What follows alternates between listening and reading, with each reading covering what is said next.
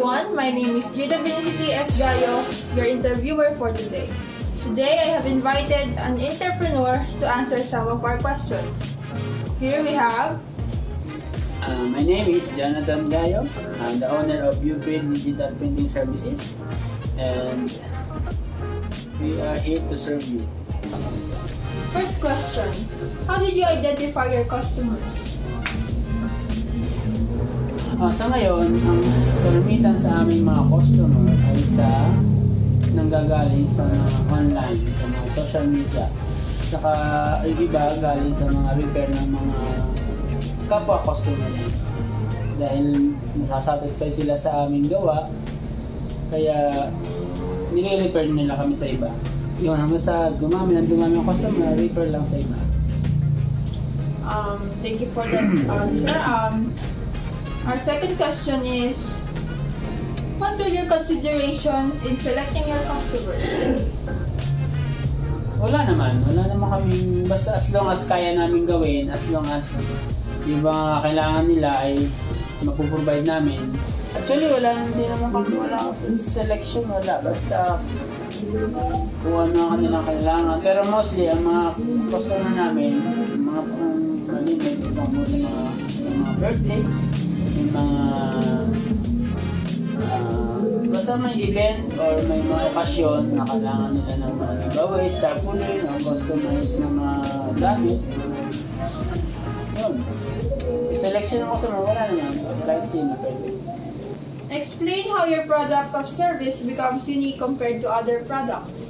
Paano mo naiibahin yung services kumpara sa ibang mga printing shop? Actually, lahat ng printing naman yan, pare-pareho. Depende lang sa diskarte mo kung paano mo pakikitungan ng customer. Pero syempre, dapat quality. Dapat masasatisfy ang customer mo once na nakita nila yung kanilang pinapagawa. Nagiging iba kami kasi nilalagyan ko na minsan ginagawa kong unique yung walang katulad sa iba. Kumbaga, yung layouts pinapaganda namin, hindi namin piniprint hanggang hindi nakikita ng customer, hanggang hindi satisfy ang customer. Kahit makailang ulit na pabago-bago, basta hindi sila satisfy, hindi namin piniprint hanggang masatisfy sila bago namin print.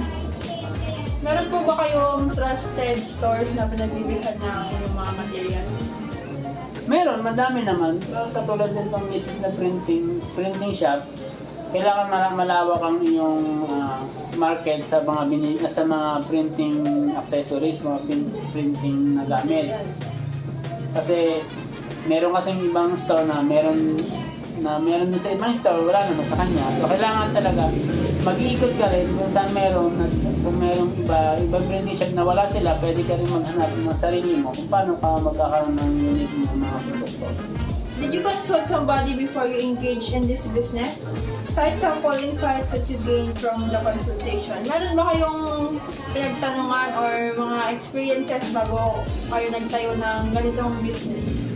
Siyempre, lahat naman ng nagtatayo ng business, kailangan alam mo din yung iyong business na tatayo.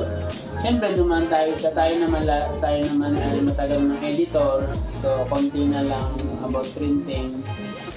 And then, pumasok ako bilang tauhan sa ganito rin. Then, nagkaroon ng idea. Tapos, yun.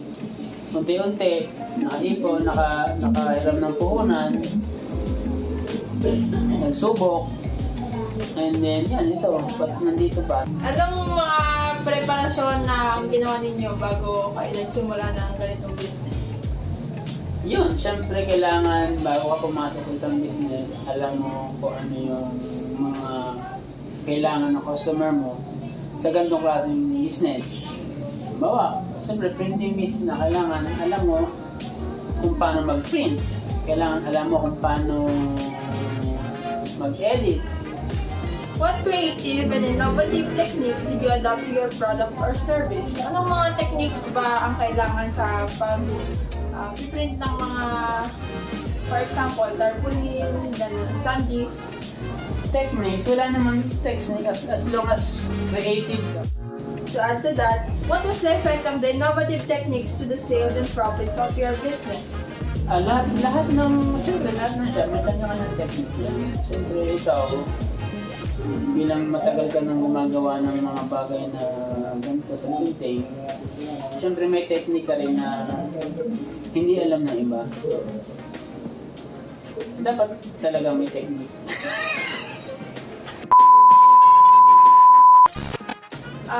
For example, sir, sa mga pag-layout, anong klaseng technique ang kailangan meron kayo? Sa pag-layout yan, kailangan talaga dyan may experience ka. Pati po dun sa mga stickers, for example, di ba, kailangan po sobrang accurate yung pagdidikit ng mga stickers. Meron ba kayong machine na ginagamit or handmade lang din? Pag sa sticker naman, pag mga round, mga curves, kailangan talaga may machine na pang-cut. Pero pag mga square lang, mga straight, pwede na yung manual para tipid din, para mas madami din mailagay sa isang sheet. So, I guess yun ang technique. Kailangan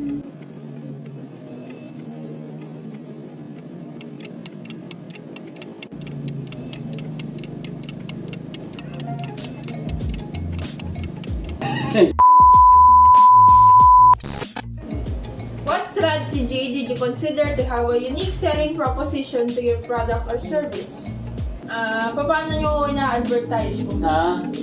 Sa ngayon, siyempre, still pa rin kami, still upgrading pa rin ang aming system kasi sa ngayon medyo post lang, wala pa kami medyo malaking market, so repair lang din, pero siguro to be sana maging successful. Pero ngayon, friendly na, kailangan maging friendly ka sa customer, kailangan ma-feel ng customer na sila ay special dito pag nagpagawa, and then dapat kung ano yung gusto nila masusunod. At syempre kailangan clear and quality print po ang kailangan.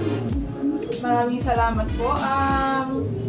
Bilang isang successful entrepreneur, paano niyo po matutulungan ng ibang mga entrepreneur na gusto pa rin magsimula ng kanyang sariling business?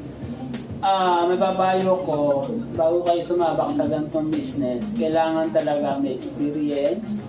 Una may experience.